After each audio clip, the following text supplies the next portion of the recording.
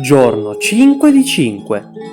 Emozione pura. Ragazzi, buongiorno, stamattina sono le 9, ce la siamo presa molto con calma, tanto stamattina stiamo a Napoli, oggi andiamo dall'altra parte verso il rione Sanità, dove faremo un po' un giro nei vicoletti del centro, poi andremo verso le catacombe di San Gaudosio, dove abbiamo la visita guidata alle ore 10, che è inclusa anche alla visita per le catacombe di San Gennaro, che sono una mezz'oretta più a nord, ma non è detto che ci sia posto, perché voi ne prenotate una e poi vi danno il posto per l'altra, ma non è detto che ci sia posto, quindi vedremo, al massimo facciamo anche quelle, se facciamo un giro per il Rione Sanità e poi questo pomeriggio andremo verso il quartiere Posilli. Andiamo qua in pasticceria, devo dire, più buona di così difficile da trovare. Adesso andiamo verso le catacombe. Il Rione Sanità è uno dei luoghi più iconici di Napoli. Situato in una valle ripetuta della collina di Capodimonte, la sua storia è un intreccio millenario di vita, morte, nobiltà e riscatto sociale. In epoca greco-romana l'area era una valle selvaggia fuori dalle mura della città. Per la sua conformazione e la natura friabile del tufo divenne il luogo d'elezione per la sepoltura. Sorsero molti ipogei ellenistici, cioè tombe greche scavate nella roccia, come l'ipogeo dei Cristallini, e anche molte catacombe cristiane, tra le più importanti al mondo, come San Gennaro, San Gaudioso e San Severo. Il nome Sanità deriva proprio dalla salubrità dell'aria e dai presunti miracoli legati alle spoglie dei santi qui sepolti. Nel Settecento il rione smise di essere solo un luogo di sepoltura e divenne una zona residenziale di lusso, con palazzi monumentali, costruiti dalle famiglie nobili che scelsero la sanità per costruire dimore spettacolari lontano dal caos. Nel centro ne sono esempi il Palazzo dello Spagnuolo e il Palazzo San Felice, famosi per le loro scale da vie di faro che venivano usate dai nobili per farsi vedere dal popolo senza uscire. Venne costruita anche la Basilica di Santa Maria della Sanità nel XVII secolo, che è il cuore religioso del quartiere, con la sua cupola in maiolica gialla e verde, ma la svolta drammatica del quartiere avvenne durante il decennio francese 1806-1815. Per collegare il centro della città alla reggia di Capodimonte fu costruito il Ponte della Sanità, oggi Ponte Maddalena Cerasuolo. Il ponte passava sopra il rione, scavalcandolo letteralmente. La Sanità divenne un quartiere isolato, una periferia al centro della città, favorendo un progressivo degrado e l'infiltrazione della criminalità organizzata. Nonostante l'isolamento, però, il quartiere ha mantenuto un'identità popolare fortissima, tanto che nel 1898, in via Santa Maria ante Saecula, nacque Totò. Il rione è stato anche il set naturale di capolavori del cinema come L'Oro di Napoli e negli ultimi 20 anni è diventato un modello di riscatto dal basso, grazie soprattutto all'impegno di cooperative di giovani come la Paranza, che ha aperto e gestisce le catacombe, e del parroco Don Antonio Loffredo. Il recupero delle catacombe e delle chiese, trasformate in oratori, centri sociali o centri d'arte, ha trasformato il quartiere in una delle mete più visitate di Napoli. Murali giganti e centri culturali hanno restituito orgoglio e opportunità di lavoro a una zona a lungo dimenticata. Una curiosità riguarda il cimitero delle Fontanelle, chiuso al pubblico dal 2019 e pronto ad aprire nel 2016 grazie alla cooperativa La Paranza, no, ovviamente.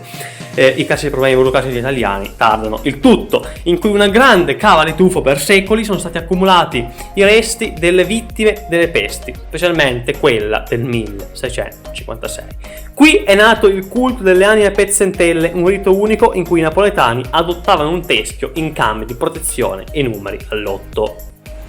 Questa qua è la Basilica di Santa Maria della Sanità e proprio sotto, l'ingresso alla chiesa è gratuito, ma sotto alla chiesa, vedete dall'ingresso, ci sono le nostre catacombe.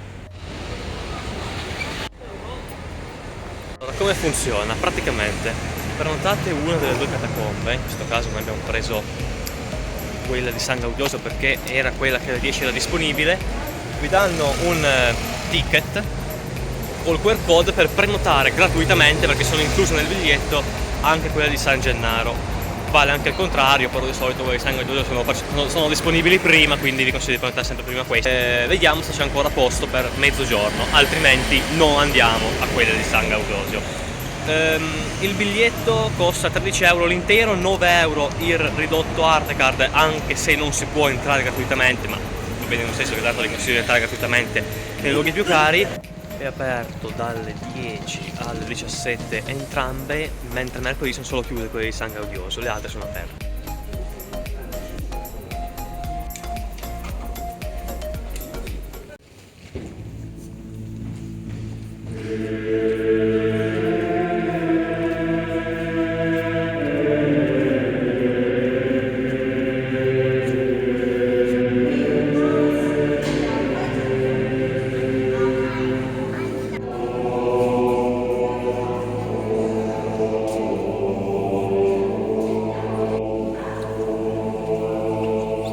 Abbiamo finito la visita alle catacombe, dentro non si poteva filmare, la guida era bravissima.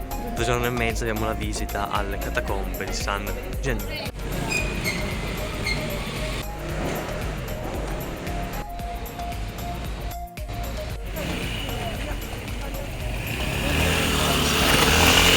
Qui è la basilica di San Severo fuori le mura, che è chiusa.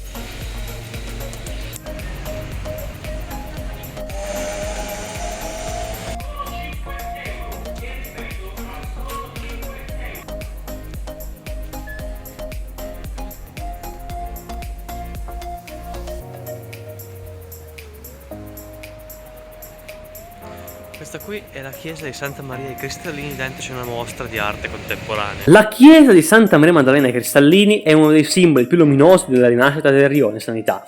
Dopo essere stata chiusa per oltre 40 anni e ridotte condizioni di degrado, ha riaperto nel 2023 grazie alla cooperativa La Paranza. Le pareti sono state dipinte con circa 20 tonalità di azzurro, creando un'atmosfera immersiva che simboleggia la spiritualità e la profondità del mare. L'edificio ospita opere monumentali realizzate da artisti di fama internazionale come Tono Cruz e Mono Gonzalez, insieme ai giovani del Rione.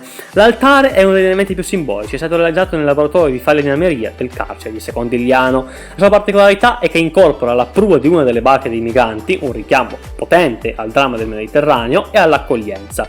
Dietro l'altare è raffigurata la mano del cuore, tipica della cultura musulmana, a simboleggiare un luogo di preghiera universale e inclusivo. La chiesa ospita anche un'opera sonora intitolata La voce dei sommersi, composta dal maestro Ennio Morricone.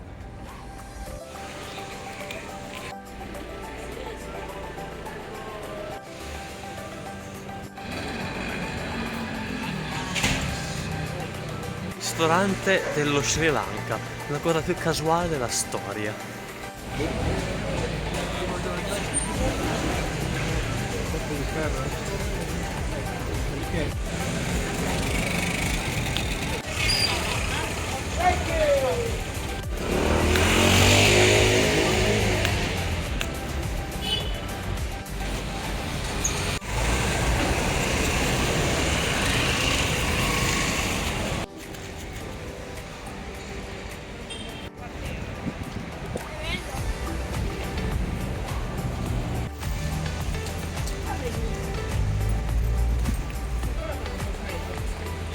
Siamo già nella zona di Capodimonte, infatti è molto meno popolare come quartiere, poi ci sono ancora di qua Sanità, di là è già Capodimonte. Stiamo andando verso le catacombe di San Gennaro.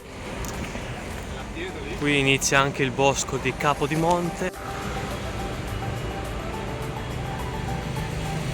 Una volta c'era.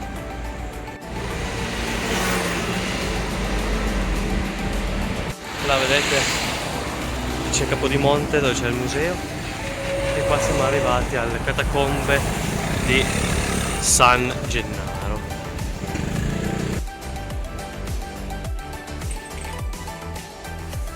Anche qui non si può filmare, quindi ci vediamo tra un po'. Le catacombe, come detto, non sono visitabili, ma con le foto cerco di spiegarvele entrambe. Le catacombe di San Gaudioso, situate sotto la basilica di Santa Maria della Sanità a Napoli, rappresentano il secondo dei cimiteri di ipogeo più grande della città.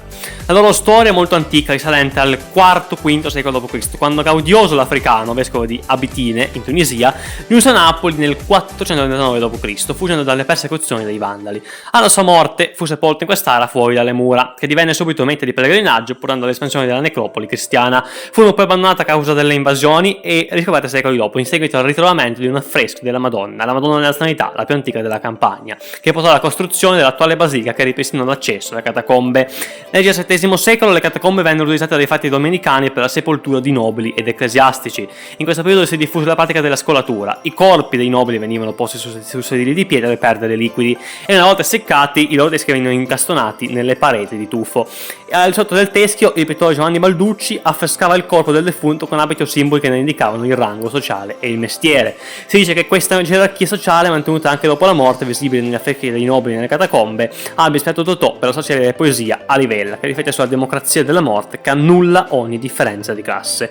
All'interno sono ancora visibili decorazioni del V-VI secolo, come il mosaico della tomba di Pascentius. Le catacombe di San Gennaro, invece, secondo me le meno interessanti, sono il più importante monumento del cristianesimo a Napoli e tra le più grandi del Mediterraneo.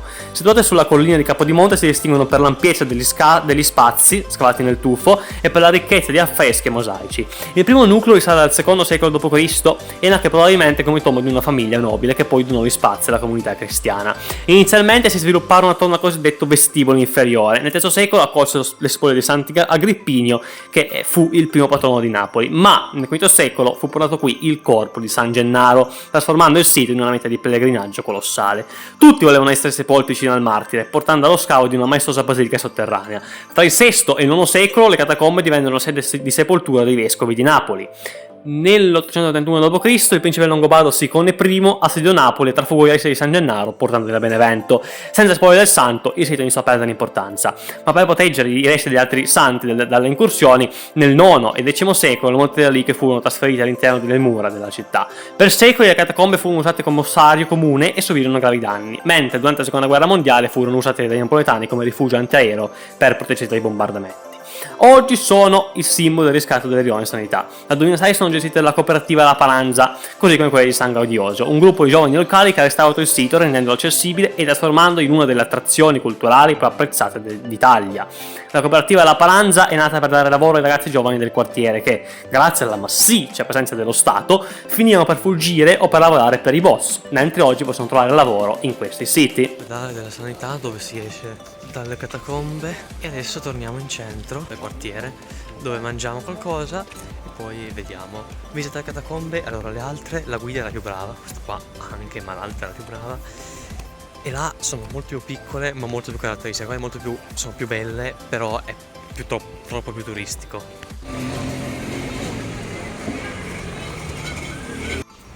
C'è un posto per mangiare lì?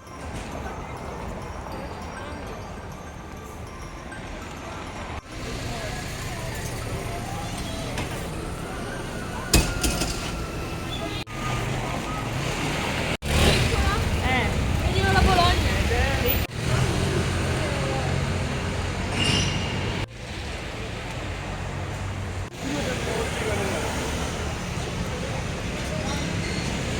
Conosco un po' di Napoli.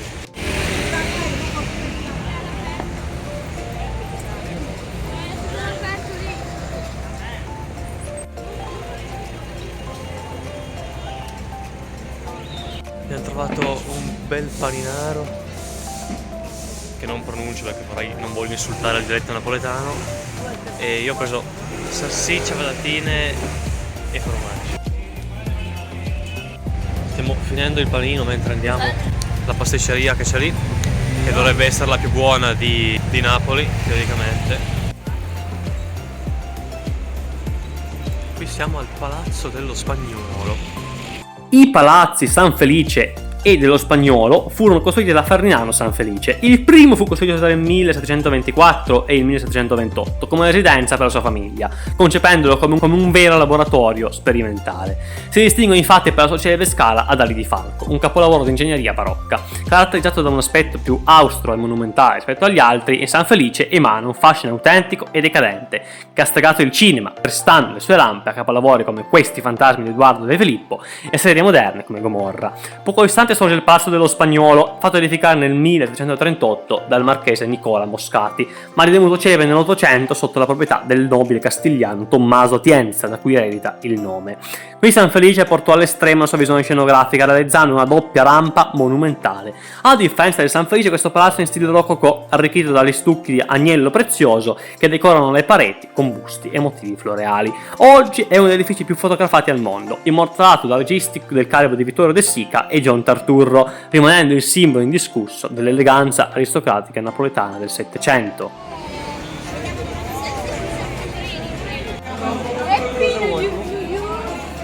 Non mi sarei presa quella con le fragoline. Ho preso la pastierina buonissima. Adesso credo che ci dirigeremo verso la stazione della metropolitana perché vogliamo andare a Posillipo. Noi usciamo proprio qua, davanti alla stazione della metro che ci serve. Proviamo anche la linea 1 della metro, che è quella gestita da Trenitalia, e questo un po' mi preoccupa considerando che sappiamo tutti i problemi che ha Trenitalia. Abbiamo appena perso il treno e nulla. Tra l'altro sono molto belle, è proprio un treno praticamente questa metro. Trenitalia direi che un po' di ritardo ci sta. Dobbiamo scendere a Mergellina. Siamo arrivati a Napoli, Mergellina, stazione sopra è arrivata.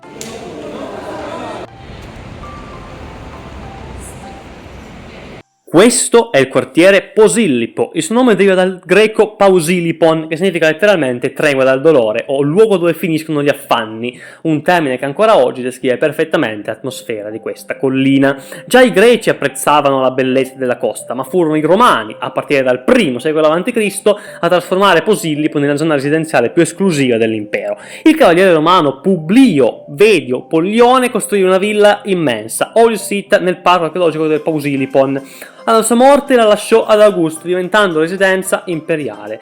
Per raggiungere queste ville fu scavato un tunnel di circa 770 metri che collegava la piana di Bagnoli con la valle della Gaiola. Furono costruiti diversi teatri, ancora oggi visibili, che sfruttavano la pendenza naturale della collina per offrire spettacoli con vista mare. Con la caduta dell'impero romano, le grandi ville andarono in rovina e la zona si spopolò, diventando un luogo selvaggio popolato da pescatori e monaci.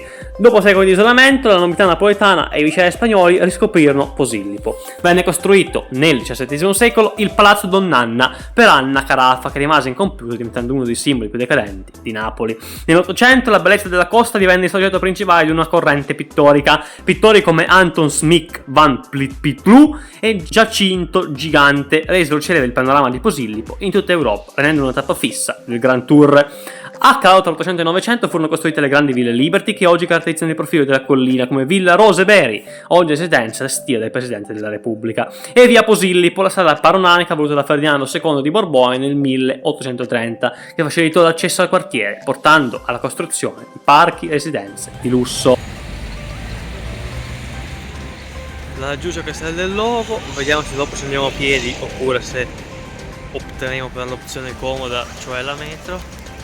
E ora andiamo un pezzo in là.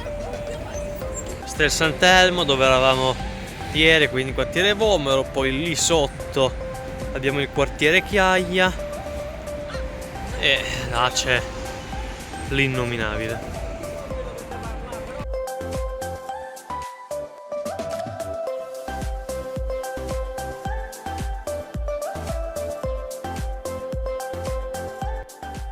Quello che oggi consideriamo uno dei lungomari più belli del mondo è in realtà un'opera di ingegneria relativamente recente. Fino alla metà dell'Ottocento, infatti, il mare veniva direttamente ai palazzi della riviera di Chiaia e della zona di Santa Lucia e esistevano solamente piccole banchine e spiagge dove i pescatori tiravano in secca le barche.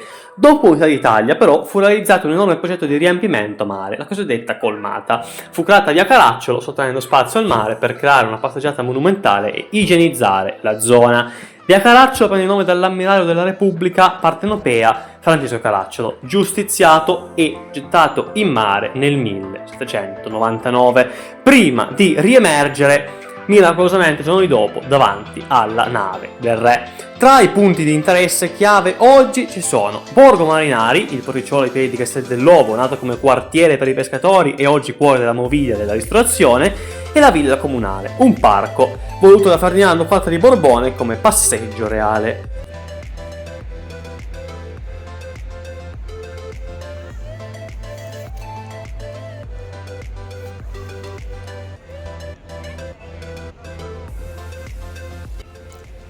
Quella lì è Capri, tutti gli scafi che dovrebbero tecnicamente portare a Capri, magari in un'altra nave, non lo so.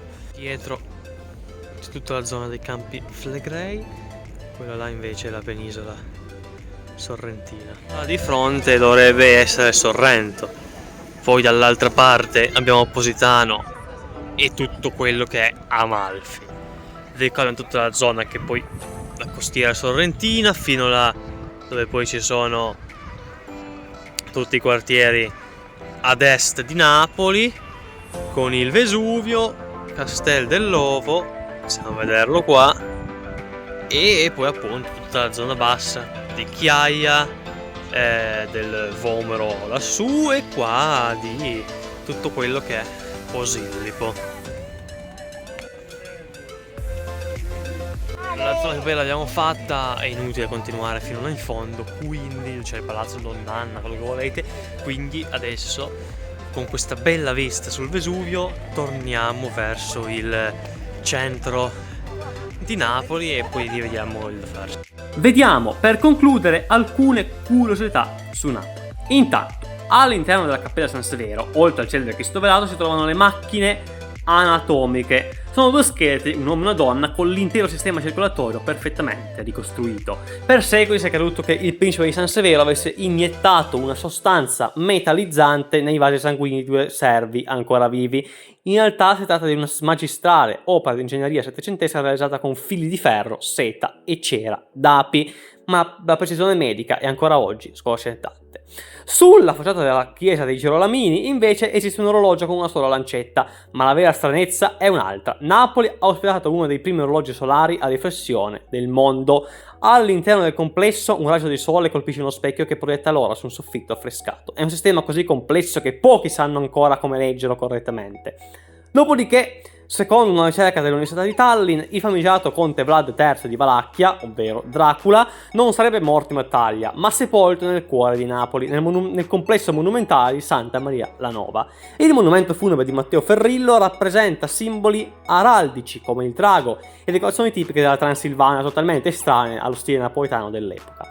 Molto prima delle funicolari, Napoli era collegata verticalmente dalla Pedamentina, un sistema di 414 scalini che collega la Certosa di San Martino al Corso Vittorio Emanuele. È una delle più antiche testimonianze di urbanistica verticale al mondo, visto che risale al XIV secolo. Lungo il percorso si trovano ancora i resti degli antichi orti pensili che servivano a nutrire i monaci in caso di assedio. Sotto Piazza del Plebiscito esiste il tunnel borbonico, che fu costruito per permettere a Ferdinando II di Borbone di scappare dal Palazzo Reale verso il mare in caso di rivolta. Durante la seconda guerra mondiale fu usato come rifugio antiaereo e oggi ci sono auto e moto d'epoca arrugginite rimaste lì da allora. Più in generale, la Napoli sotterranea ha un'estensione di circa 600.000 metri quadrati e alcuni tunnel sono molto ampi perché il re li fece costruire per permettere alla cavalleria di spostarsi rapidamente dal Palazzo Reale alle caserme senza mai uscire in strada, evitando possibili rivolte popolari.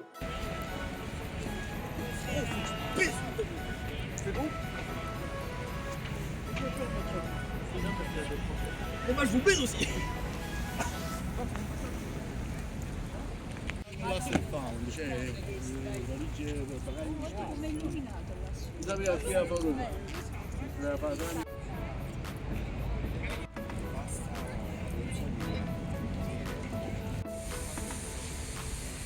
Siamo attraversando di qua, invece facciamo un giro per Chiaia.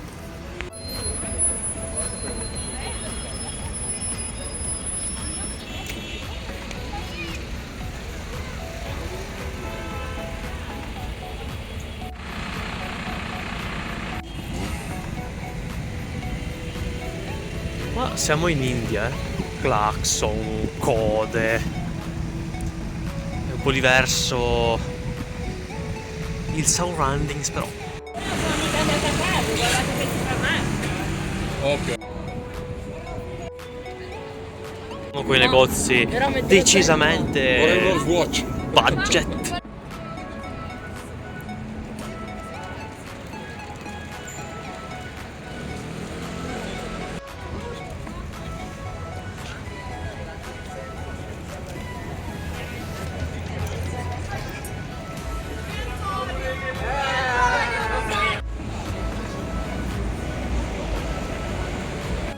Questo è il quartiere Chiaia, che deriva dal termine latino plaga e dallo spagnolo playa, quindi spiaggia. Fino al XVI secolo la zona era un borgo di pescatori fuori dalle mura della città. La linea di costa era dove oggi si trova la riviera di Chiaia. Sotto il vicerame spagnolo, in particolare con il viceré Don Pedro de Toledo, il quartiere iniziò a trasformarsi in una zona residenziale di pregio per la nobiltà, che desiderava vivere vicino al mare ma fuori dal caos del centro antico. Tra la fine dell'Ottocento e l'inizio del Novecento, Chiaia divenne la zona ricca ma centrale della città. Furono aperti via dei Mille e via Filangieri e il quartiere si arricchì di eleganti palazzi in stile Liberty.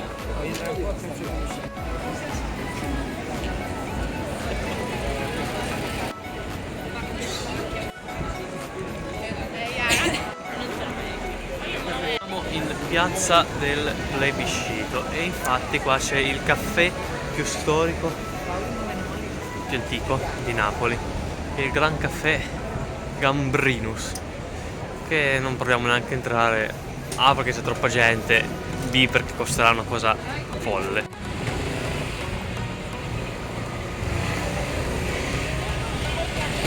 Teatro San Carlo, Palazzo Reale, Galleria di Milano uscita non male ma non così bene, Piazza Plebiscito e io che parlo mentre vado a casa.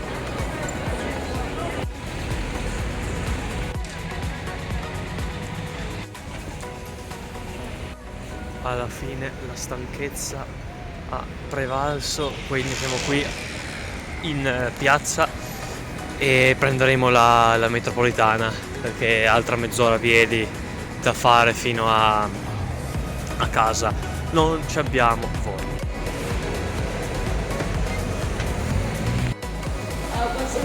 La stazione è immensa, sembra un aeroporto.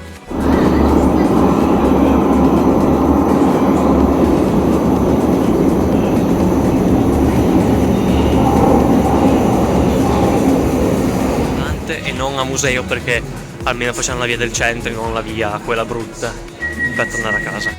Guarda la sua... Dai, ci siamo tolti Vado a prendere con lui la sfogliata. un bel quarto d'ora se non 20 minuti di camminata. Vuoi che ti prendano via?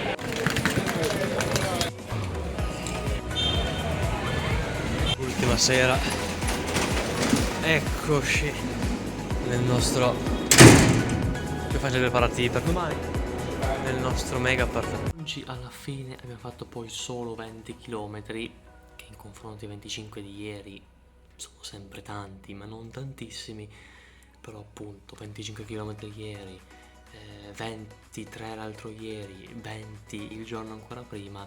Ecco, oggi eravamo molto stanchi. Domani partiamo, quindi farò 2 minuti di video ancora domani. Tutte le nostre valigie e stiamo partendo, sono le 7:30, andiamo a fare ancora colazione e poi andiamo in stazione che alle 8:55 abbiamo il Freccia Rossa per Torino Porta Nuova che arriva alle 3:20. Il 31 la situa è ancora tranquilla, ieri sera già c'erano più tardi.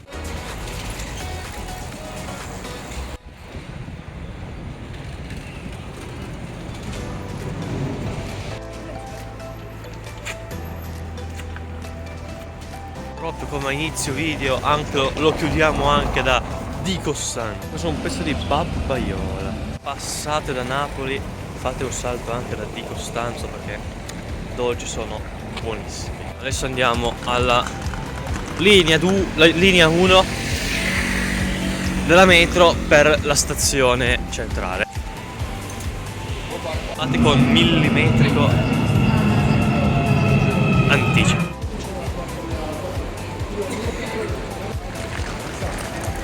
qui tutti i negozi di ogni genere e tipo e di ogni lusso e non lusso, ma non è il nostro caso. Abbiamo 25 minuti prima che parta il treno, dobbiamo ancora capire dove salire sul treno e dove parte. Il binario non c'è ancora. Siamo alla carrozza numero 4. Molto involontariamente preso la classe business e costava uguale alla classe normale, non so perché. Ci sono 4 posti, poi uno solo. L'unica cosa brutta è che ci sono solo queste prese qua e praticare il computer, mentre nella classe economica c'era, qua non c'è.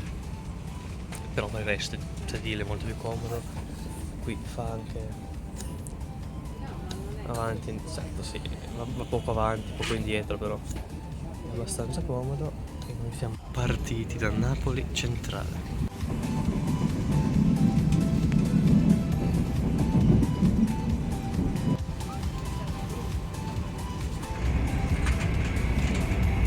Niente acqua, anche roba da mangiare. C'è già troppo lusso per me qua dentro.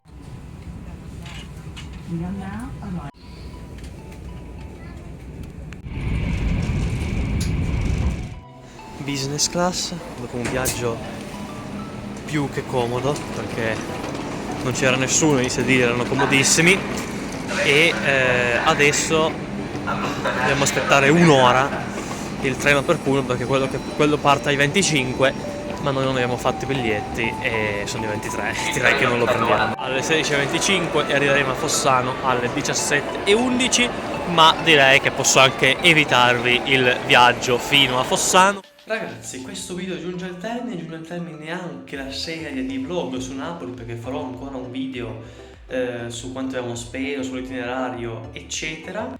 Cercherò adesso di essere un po' più presente perché qua andiamo avanti con un video al mese in pratica e non va assolutamente bene, ma capite un po' bene che a fare questo ci vuole del tempo e poi andando anche a scuola non è che ho tutto questo tempo di fare i video, ma cercherò di essere almeno uno ogni 2 settimane. Quindi fatemi sapere cosa ne pensate e noi ci vediamo ad un prossimo video. Ciao a tutti da Vlog.